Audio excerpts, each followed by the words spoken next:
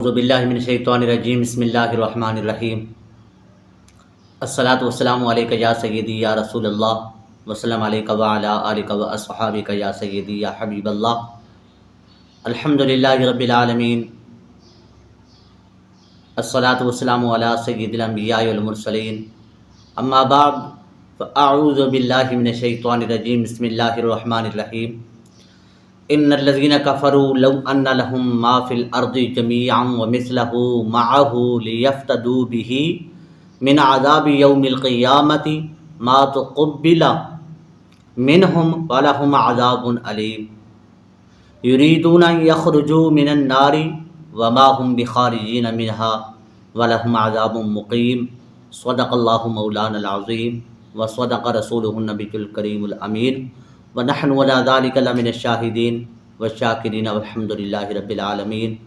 اللہ تبارک و تعالیٰ کے فضل و کرم سے امید کرتا ہوں انشاءاللہ العزیز آپ سب لوگ ٹھیک ہوں گے، فرسٹ کلاس ہوں گے، امن سکون میں ہوں گے، اور میں دعا بھی کرتا ہوں کہ اللہ تبارک و تعالیٰ تمام لوگوں کو امن عطا فرمائے، تمام لوگوں کو سکون عطا فرمائے، اطمینان والی زندگی عطا فرمائے۔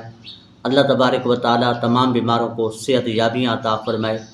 اللہ تبارک و تعالیٰ جتنے بھی حضور علیہ الصلاۃ والسلام کے امتی کلمہ پڑھنے والے مسلمین مسلمات مؤمنین مؤمنات اس فانی دنیا سے رحلت فرما گئے، الہ العالمین قرآن پاک کی برکت سے ان تمامی کی مغفرت فرمائے۔ پیارے حبیب علیہ الصلاۃ والسلام کے صدقے یا اللہ ہم سب کو ایمان کی سلامتی عطا فرما۔ یا میرے اللہ ہم سب کے اوپر اپنا کرم فرما، ہم سب کے اوپر اپنا فضل فرما دے۔ یا میرے اللہ تو رحمان ہے، رحیم ہے، کریم ہے، اپنی رحیمی کریمی کے صدقے الہ العالمین پیارے نبی صلی اللہ علیہ وآلہ وسلم کی امت میں سے جتنے بھی لوگ بیمار ہیں گھروں کے اندر ہسپتالوں کے اندر سب کو شفائے کاملہ عاجلہ نافعہ مستمر عطا فرما دے، سب کو صحت والی اچھی اور پیاری زندگی عطا فرما دے۔ قرآن مجید کی آیات مبارکہ تلاوت کرنے کا شرف حاصل کیا، دعا کرتا ہوں کہ اللہ تبارک و تعالی ہم سب کو اس پر عمل کرنے کی توفیق عطا فرمائے۔ اور ایک چھوٹی سی گزارش بھی ہر ویڈیو کے اندر کرتا رہتا ہوں کہ آپ لوگوں کے تعاون سے اس چینل کو دوسرے لوگ بھی پسند کرتے ہیں اور دیکھتے ہیں، تو گزارش یہ ہے کہ آپ سے کہ اس چینل کو سبسکرائب کرنا، لائک بھی کرنا، صدقہ جاریہ سمجھ کر دوسروں تک ضرور شیئر کرنا۔ آئیے ترجمہ سماعت فرمائیے کہ قرآن مجید کیا ارشاد فرماتا ہے۔ قرآن مجید ارشاد فرماتا ہے کہ بے شک اگر کافر لوگ جو کچھ زمین میں ہے وہ سب اور اس کے برابر جتنا کچھ بھی زمین کے اندر ہے وہ سب اور اس کے برابر اتنا ہی اس کے ساتھ ملا کر قیامت کے دن کے عذاب سے اگر چھٹکارے کے لیے دیں تو ان سے قبول نہیں کیا جائے گا، اور ان کے لیے دردناک عذاب ہے۔ وہ دوزخ سے نکلنا چاہیں گے اور وہ اس سے نکل نہ سکیں گے، اور ان کے لیے ہمیشہ کا عذاب ہے۔ یعنی اگر کافر دنیا کا مالک ہو اور اس کے ساتھ اس کے برابر دوسری دنیا کا مالک ہو، یعنی کہ آپ اندازہ لگائیں کہ یہ دنیا کتنی بڑی ہے، یہ دنیا کتنی بڑی ہے۔ اگر اس دنیا کے ساتھ ایک اور دنیا بھی ہو جائے، اس دنیا کے ساتھ ایک اور دنیا بھی ہو جائے، کافر اس دنیا کا بھی مالک ہو جائے، اور یہ سب کچھ اپنی جان کو قیامت کے دن کے عذاب سے چھڑانے کے لیے فدیہ کر دے، تو اس کا یہ فدیہ قبول نہیں کیا جائے گا، اور قیامت کے دن کافروں کو عذاب ضرور ہوگا۔ اس دن ان کے پاس عذاب سے چھٹکارے کی کوئی صورت نہ ہوگی۔ قیامت کے دن عذاب سے چھٹکارے کی کوئی صورت ان کے پاس نہ ہوگی۔ حضرت انس بن مالک رضی اللہ تعالی عنہ اور راوی ہیں، روایت فرماتے ہیں کہ پیارے نبی حضرت محمد مصطفیٰ صلی اللہ علیہ وآلہ وسلم ارشاد فرماتے ہیں، قیامت کے دن جب کافر کو پیش کیا جائے گا تو اس سے کہا جائے گا کہ اگر تیرے پاس اتنا سونا ہو کہ اس سے زمین بھر جائے، یعنی کہ اے کافر اگر تیرے پاس اتنا سونا ہو کہ تیرے سونے سے زمین بھر جائے تو کیا تو اسے اپنے بدلے میں دینے کو تیار ہو جاتا؟ وہ اس بات میں جواب دے گا تو اس سے کہا جائے گا تم سے اس کی نسبت بہت ہی آسان چیز کا مطالبہ کیا گیا تھا، تم سے اس کی نسبت بہت ہی آسان چیز کا مطالبہ کیا گیا تھا۔ یعنی کہ کس چیز کا مطالبہ کیا تھا؟ مطالبہ کیا گیا تھا کہ ایمان لے آنا میرے آقا صلی اللہ علیہ وآلہ وسلم پر، قرآن مجید پر، تمام ملائکہ پر ایمان لے آنا۔ تو کافر تو ایمان لے کے نہیں آیا، لیکن سونا دینے کے لیے تیار ہو گیا۔ دوسری احادیث مبارکہ حضرت انس بن مالک رضی اللہ تعالی عنہ سے روایت ہے کہ نبی کریم صلی اللہ علیہ وآلہ وسلم نے ارشاد فرمایا، اللہ تبارک و تعالی قیامت کے دن اس شخص سے فرمائے گا جسے جہنم میں سب سے کم عذاب ہوگا، اگر اے بندے تیرے پاس زمین کی ساری چیزیں موجود ہوں تو کیا تو انہیں اپنے بدلے میں دے دیتا؟ وہ جواب دے گا جی ہاں۔ اللہ تبارک و تعالی فرمائے گا میں نے اس سے بھی آسان چیز تجھ سے چاہی تھی، جب کہ تو آدم کی پشت میں تھا کہ میرے ساتھ کسی چیز کو شریک نہ ٹھہرانا، تو نے انکار کیا اور میرے ساتھ شرک کرتا رہا۔ کیونکہ کافر بت بناتے تھے، پھر بتوں کی پوجا کرتے تھے۔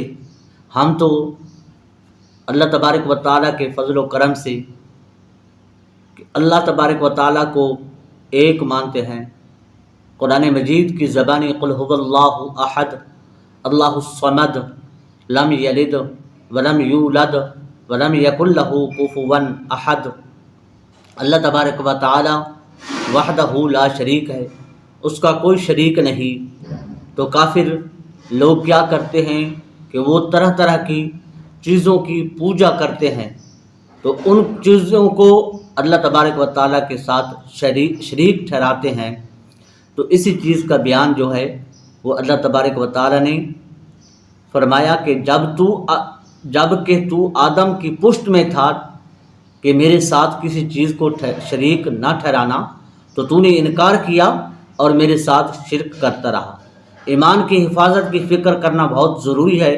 اس آیت سے معلوم ہوا کہ ایمان ہوگا تو قیامت کے دن اعمال کا اجر ملے گا، تبھی شفاعت کا فائدہ ہوگا، تبھی رحمت الہی متوجہ ہوگی اور تبھی جہنم سے چھٹکارا ملے گا۔ اس لیے ایمان کی حفاظت کرنا نہایت ضروری ہے۔ ہمارے بزرگان دین نیک اعمال کی کثرت کے باوجود ہمیشہ برے خاتمے سے ڈرتے رہتے تھے۔